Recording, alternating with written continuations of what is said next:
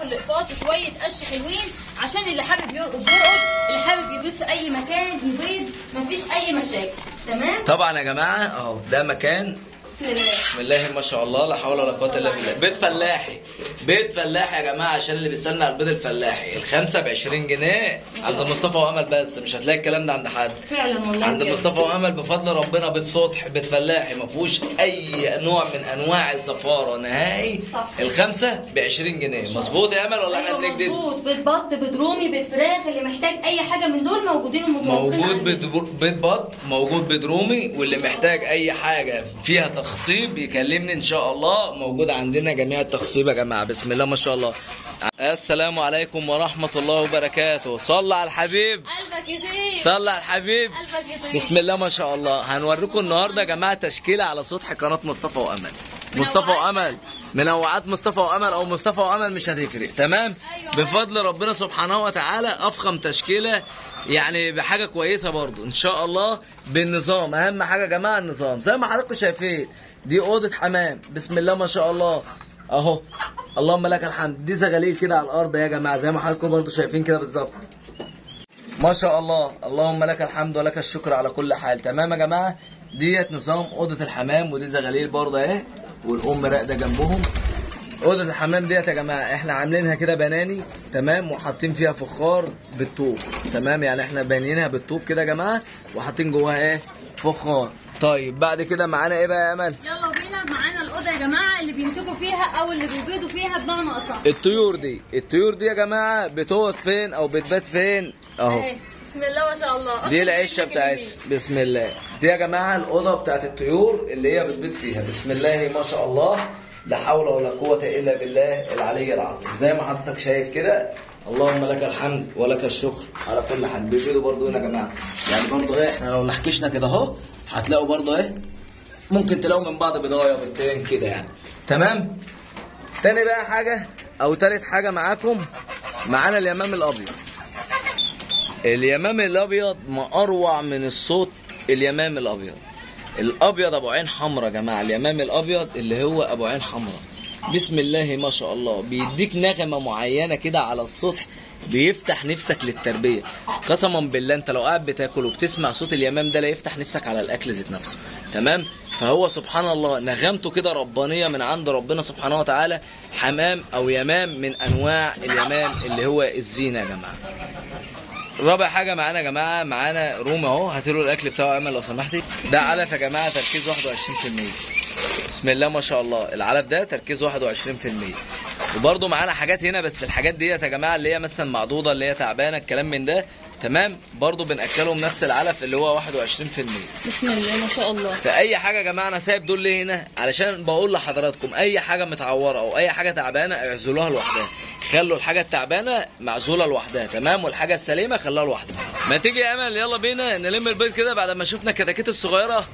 ماشي. نلم البيض بتاعنا ولا نوريهم بقى شوية الفراخ التانية؟ لا نوريهم الكتاكيت. نوريهم الكتاكيت. بسم الله. هنسموا الله. دي أوضة يا جماعة أهي لسه جايبين فيها واصل فيها حالا الفراخ دي.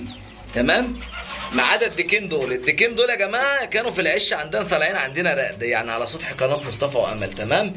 بسم الله ما شاء الله لا حول ولا قوة إلا بالله. بقية الكتاكيت بقى ما شاء الله البنابل اللي انتم شايفينها قدامكم زي العسل دي أنا لسه جايبهم. جايب الواحد بكام يا مصطفى؟ جايب الواحد ب 45 يوم عمر شهر. تمام. أو 25 يوم بالظبط تقريبا، بس ما يقلش عن ال 25 يوم. ب 45 جنيه. اكتبوا لنا يا جماعه هل هو غالي ولا هو ثمنه حلو ولا رخيص. تمام. وعايزه اقول لكم يا حبايب قلبي اللي عايز يبدا مشروع يجيب الاعمار دي كويسه جدا، وبلاش تجيبوا اللي هم الكتاكيت عمره يوم هتتعبكم جدا في التربيه. طبعا انا سايب الحاجه دي فوق كده ليه؟ عشان الفراخ بتحب الحاجه العاليه. هم بس لسه مش متعودين على المكان، لكن لما يتعودوا على المكان ان شاء الله رب العالمين هتلاقيهم فوق كده بايه واخدين راحتهم.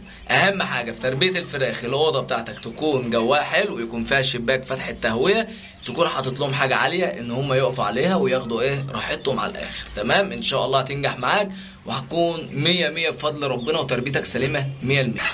نخش مع بعضنا كده على تاني اوضه.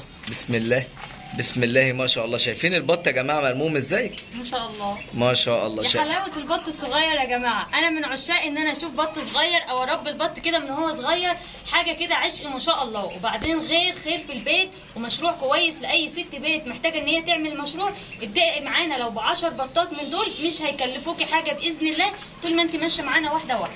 البط ده مصطفى نوعه ايه؟ احنا غيرنا وما جبناش مسكوف المره دي، احنا جبنا المره دي بط فرنساوي بيور. بط فرنساوي بيور ده يا جماعه بسم الله ما شاء الله لا حول ولا قوه الا بالله، اللي هو بيشيل اوزان 4 كيلو. بس انا جايبه ليه؟ جايبه عشان قوه تحمله او مناعته، بمعنى اصح قوه المناعه بتاعته بتبقى قويه شويه عن المسكوفي. المسكوفي ما يستحملش الايام ديت الجو الحر، فعشان كده بنصح كل اخواتنا بلاش تجيبوا بط مسكوفي الايام دي، وخلوا ربنا يسترها علشان ما بيستحملش ومناعته تكون قليله. لكن طبعا المسكوفي في اللحم ده رقم 1. تاني حاجه هنشوف انه بيهدر في الاكل اكتر وانه بيوفر اكتر. تمام؟ فاحنا بالنسبه لتجربتنا لما نجرب مع بعض البط ده هنقول لكم كل حاجه وكل معلومه هنقولوها ان شاء الله. البط ده يا جماعه عمر اسبوع، النهارده جايب البطايه على 35 جنيه. تمام؟ بط فرنساوي اللي هو الشركات يا جماعه، او البط اللي هو المستورد زي ما بيقولوا مش المحلي. تمام؟ البطه عامله 35 جنيه عمر اسبوع وما شاء الله. والنهارده اول يوم لهم في الاوضه اهوت وقلنا نفرجوكم عليهم. طبعا يا حبايب قلبي قبل ما ادخل الم البيض عايزه اقول لكم على معلومه.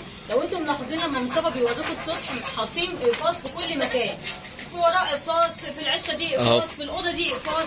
ليه يا جماعه؟ اقفاص هنا تمام، اقفاص هنا. أيوة. تمام، اللهم لك الحمد. فلسه هنلمه من كل مكان بفضل ربنا سبحانه وتعالى. بإذن الله. ليه يا جماعه بنقول الكلام ده؟ كطرف الاقفاص وشويه قش حلوين عشان اللي حابب يرقد يرقد، اللي حابب يبيض في اي مكان يبيض، مفيش اي مشاكل. تمام؟ طبعا يا جماعه اهو ده مكان بسم الله ما شاء الله لا حول ولا قوه الا بالله. بيت فلاحي، بيت فلاحي يا جماعه، عشان اللي بيستنى على البيض الفلاحي. الخمسه ب20 جنيه عند مصطفى وامل، بس مش هتلاقي الكلام ده عند حد. فعلا والله عند مصطفى وامل بفضل ربنا. بيت سطح، بيت فلاحي، ما فيهوش اي نوع من انواع الزفاره نهائي. صح. الخمسه ب20 جنيه. مظبوط يا امل ولا احنا بنكذب؟ مظبوط. بيت بط، بيت رومي، بيت فراخ، اللي محتاج اي حاجه من دول موجودين ومتوفرين. موجود بيت بط، موجود بيت رومي، واللي محتاج اي حاجه فيها تخصيب يكلمني ان شاء الله. موجود عندنا جميع التخصيب يا جماعه بسم الله ما شاء الله. عندنا الديك الروم اهو مع النتايات بتاعته، وفي نتايه راقده جوه. تمام؟ عندنا الوز مع النتايات بتاعته. تمام؟ اللهم لك الحمد. عندنا دكر البط مع بقيه البط بتاعه هناك اهو البط ده يا جماعه. فالحمد لله رب العالمين، كله بفضل ربنا على قناه مصطفى وامل وعلى سطح مصطفى وامل في تخصيب.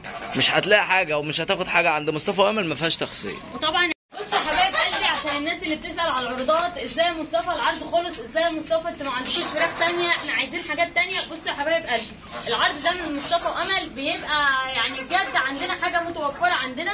عايزين الناس تعمل مشاريع وترجع الخير في البيوت زي الاول، فبنطلع 10 فرخات. ايه يعني لما نقوله مثلا ب 500 جنيه؟ زعلانين من ايه؟ طب ما هو اللي عايز يعمل خير بيعمله يا جماعه. احنا مشكلتنا لما بنقوله يلا يا جماعه اللي بيجي يشتري مننا عايزين نصور معاه، في حاجه انا بشتريها منك يعني بدفع لك حقها، فما تغصبنيش ان انا اصور معاك. لكن لو انا مطلعه هدايا، عشان كده بقول الا واللازم اللي هطلع له هدايا يا جماعه لازم اصور معاه. وبعدين ده بيبقى على راسنا وده شرف لينا. تمام؟ عايزه اقول لكم على نقطه تانية. الحاجه يا مصطفى اتباعت ازاي؟ الحاجه انت لسه منزل الفيديو بسم الله ما شاء الله. احنا متابعيننا من جميع انحاء، يعني هنقولوا ايه، الدول من جميع انحاء العالم بفضل ربنا عند مصطفى وامل.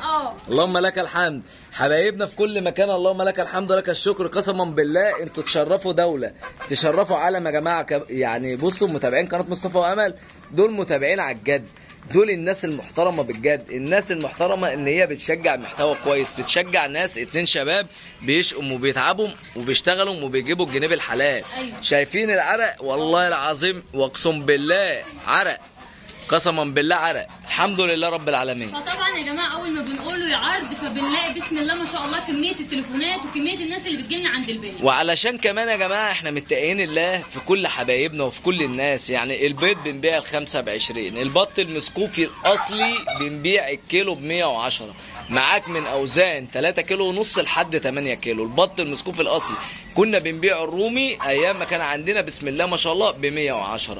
بعنا الفراخ البلدي ب115 جنيه.